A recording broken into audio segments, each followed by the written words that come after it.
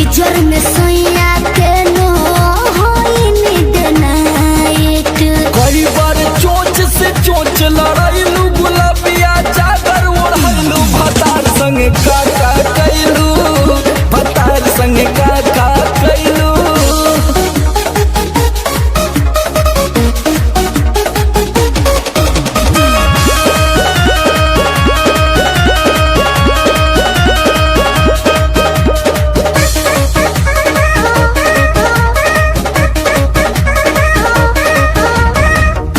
पहले से ज्यादा तोहार बढ़ल बारू अब हो जाइब पागल नियत कर न खराब हो। पगला जेबे बाबू।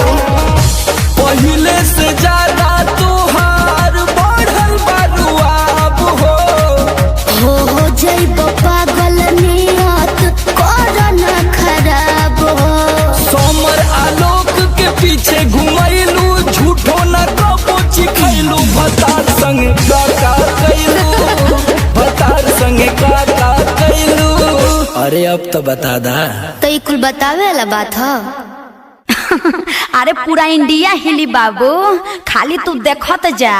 नैहर से जब ससुरा गईलू, कै बज दिया बुतैलू, भतार संग काका कैलू।